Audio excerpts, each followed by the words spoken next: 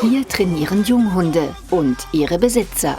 Denn wenn Mensch und Hund kommunizieren wollen, müssen sie das erst mal lernen. Wenn diese Handgeste kommt, dann müsst ihr aufpassen, dass die Hunde nicht sagen, okay, da hinten geht's weiter. Denn der Hund soll nicht weglaufen. Ich lasse hier wirklich meine Hand wie so ein Magnet vor dem Hund. Er soll den Gesten und der Körpersprache des Menschen freiwillig folgen. Gar nicht so einfach. Hunde kommunizieren selber sehr viel über Körpersprache, ne, über Mimik, Gestik.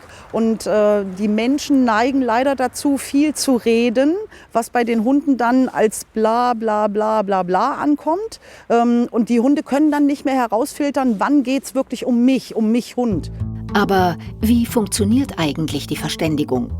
Der Hund als bester Freund und unser ältestes Haustier kommuniziert nicht nur durch Bellen.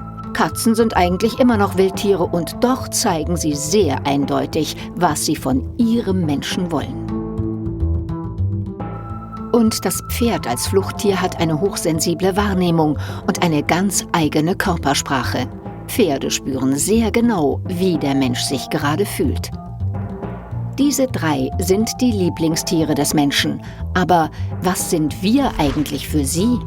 Hund, Katze, Pferd können schon unterscheiden, dass wir kein Hund, keine Katze und kein Pferd sind. Also die nehmen uns schon als Mensch wahr.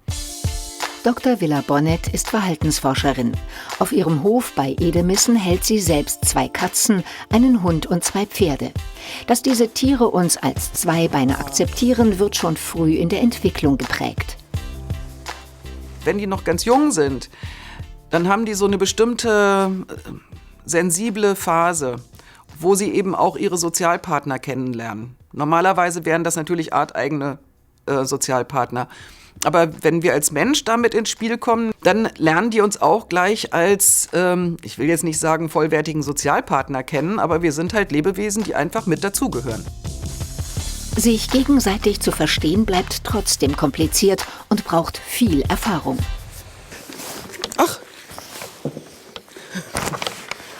Nico sagt uns gerade, dass er rauskommen möchte. Jetzt werden wir erstmal dem Hund hier seinen Willen geben.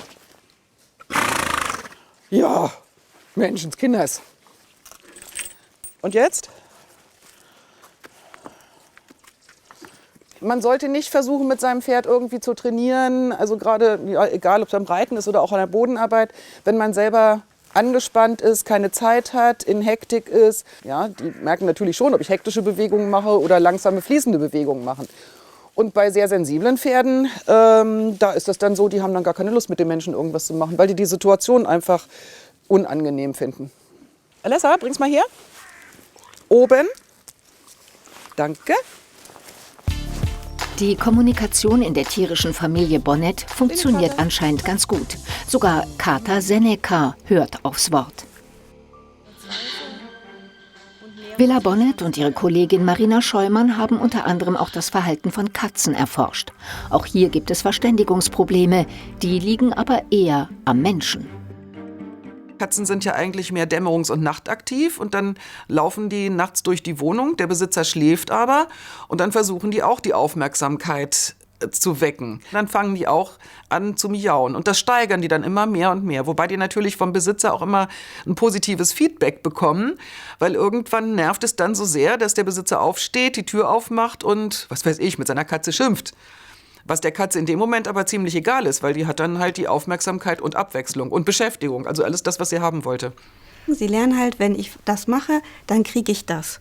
Und das muss auch, also wir haben das öfters mal von Katzenbesitzern, die sagen, meine Katze miaut nicht, die schnurrt oder so. Oder die macht einen ganz anderen, eher so einen Mutterlaut. Das muss nicht das Miauen sein, das ist halt das, worauf der Besitzer reagiert. Dabei verhalten sich Mensch und Tier oft sogar ähnlich, vor allem was die Körpersprache betrifft. Mich fasziniert das total, dass es da so Gemeinsamkeiten in der Kommunikation zwischen Tieren und Mensch gibt. Das Imponieren. Ja, also dieser Rüde, da ist so noch die Nase, da ist auf der anderen Seite vom Zaun ist eine Hündin, die gefällt ihm sehr gut. Also macht sich ganz groß, ne? So, und was man aber sehen kann, ist, der guckt diese Hündin nicht direkt an. Und das würden wir auch nicht machen. Also es ist ein Unterschied, ob ich jetzt hier so sitze oder ob ich jetzt meinen Kopf wende und direkten Blickkontakt aufnehme. Ja, weil das sieht dann nämlich eher bedrohlich aus. Und das will man ja, der will ja hier Kontakt zu dieser Hündin haben, ja. Also er will sich ja nur schön machen. Und das Gleiche, das gilt in vielen anderen Verhaltensbereichen, zum Beispiel das Lächeln. Also Hunde können tatsächlich lächeln. Das machen die nicht wirklich gegenüber anderen Hunden, sondern im Kontext mit den Menschen. Wenn unser eigener Hund uns so anlächelt oder angrinst, werden wir natürlich auch freundlich gestimmt und verhalten uns dem Hund natürlich auch sehr überschwänglich freundlich. Und so lernen die Hunde das auch immer mehr und intensiver einzusetzen. Das heißt also, prinzipiell sehen diese Gesichter sich sehr, sehr ähnlich. Und wie läuft es in der Hundeschule? Finden Mensch und Hund hier eine gemeinsame Sprache? Also er versteht unsere Sprache nicht. Das funktioniert nicht. Was er lernen kann, sind einzelne Wörter mit Handlungen zu verknüpfen. Es ist tatsächlich so, wenn der Mensch Regeln vorgibt, welche festlegt, vorgibt und die einhält, also konsequent ist, dann kann der Hund sich auch an die Regeln halten. Und dann kann es funktionieren. Wer ein Tier besitzt, sollte nie vergessen, dass es zwar sehr genau wahrnimmt, was es von uns sieht und hört, aber nicht unbedingt versteht, was wir gerade meinen.